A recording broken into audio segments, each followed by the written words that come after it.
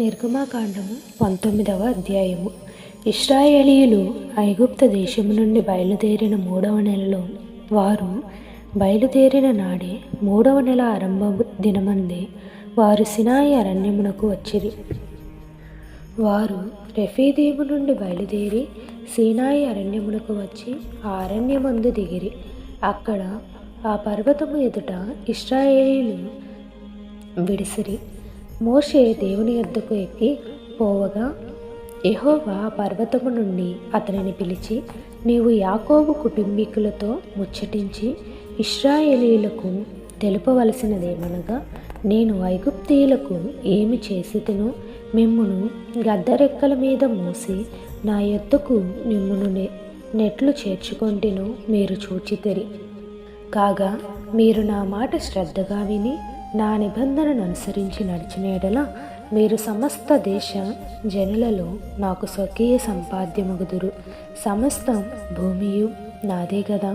మీరు నాకు యాజక రూపమైన రాజ్యముగాను పరిశుద్ధమైన జనముగాను ఉందరని చెప్పము. నీవు ఇశ్రాయేలీయులతో పలుకవలసిన మాటలు ఇవే అని చెప్పగా, మోషే వచ్చి ప్రజల పెద్దలను పిలిపించి యెహోవా తనకు ఆజ్ఞాపించిన మాటలన్నీ వారి ఎదుట తెలియపరచెను. అందుకు ప్రజలందరూ యెహోవా చెప్పినదంతయు చేసేదమని ఏకముగా ఉత్తరమిచ్చిరి. అప్పుడు మోషే తిరిగి వెళ్ళి ప్రజల మాటలను యెహోవాకు తెలియజేసి, యెహోవా మోషేతో, ఇదిగో నేను నీతో మాట్లాడినప్పుడు ప్రజలు విని నిరంతరము నీ యందు నమ్మిక ఉంచునట్లు నేను కారు మబ్బులలో నీ యొద్దకు వచ్చేదనని చెప్పెను.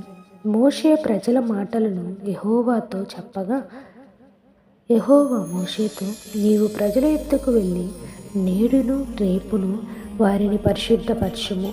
వారు తమ బట్టలు ఉదుకుకొని 3వ నాటికి సిద్ధముగా నుండవలెను. 3వ నాడు యెహోవా ప్రజలందరి కన్నుల ఎదుట సీనాయి పర్వతము మీదికి దిగివచ్చును. నీవు చుట్టూ ప్రజలకు మేరను ఏర్పరచి, మీరు ఈ పర్వతము ఎక్కవద్దు, దాని అంచును ముట్టవద్దు. భద్రము సుమి, ఈ పర్వతము ముట్టు ప్రతి వానికి మరణశిక్ష తప్పక విధింపబడవలెను. ఎవడును చేతితో దాన్ని ముట్టకూడదు. ముట్టినవాడు రాళ్లతో కొట్టబడవలెను లేక పొడవబడవలెను. మనుష్యుడు గాని మృగము గాని బ్రతకకూడదు. బూరధ్వని చేయనప్పుడు వారు పరిశుద్ధ పర్వతము యొద్దకు రావలెను అనెను. అప్పుడు మోషే పర్వతము మీద నుండి ప్రజల యొద్దకు దిగివచ్చి ప్రజలను పరిశుద్ధపరచగా వారు తమ బట్టలను ఉదుకుకొనిరి. అప్పుడతడు 3వ నాటికి సిద్ధముగా నుండి ఏ పురుషుడును స్త్రీని చేరకూడదని చెప్పెను. 3వ నాడు ఉదయమైనప్పుడు ఆ పర్వతము మీద ఉరుములు మెరుపులు సాంద్ర మేఘము బూర యొక్క మహాధ్వనియు కలుగగా పాలెములోని ప్రజలందరూ వణికిరి. దాని దేవునిని ఎదుర్కొనుటకు మోషే పాలెములో నుండి ప్రజలను అవతలకు రప్పింపగా వారు పర్వతము దిగువను నిలిచిరి. యెహోవా అగ్నితో సీనాయి పర్వతము మీదకి దిగివచ్చినందున అదంతయు ధూమమయమై ఉండెను. దాని ధూమము కొలిమి ధూమము వలె లేచెను. పర్వతమంతయు మిక్కిలి కంపించెను. ఆ బూరధ్వని అంతకంతకు బిగ్గరగా మ్రోగెను.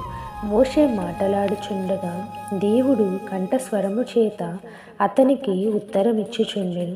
యెహోవా సీనాయి పర్వతము మీదికి అనగా ఆ పర్వత శిఖరము మీదికి దిగివచ్చెను. యెహోవా పర్వత శిఖరము మీదికి రమ్మని మోషేను పిలువగా మోషే ఎక్కిపోయెను.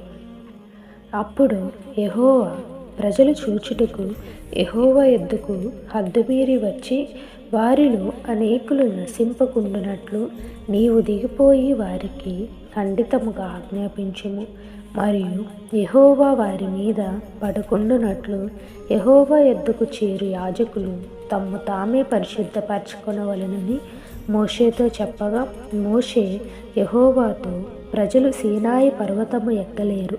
నీవు పర్వతమునకు మేరలను ఏర్పరచి దాని పరిశుద్ధపరచవలెనని మాకు ఖండితముగా ఆజ్ఞాపించితివనెను.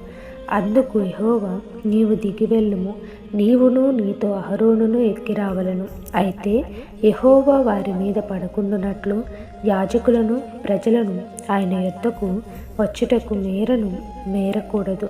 ఆయన వారి మీద పడునేమో అని అతనితో చెప్పగా మోషే ప్రజల యొద్దకు వెళ్ళి ఆ మాట వారితో చెప్పెను.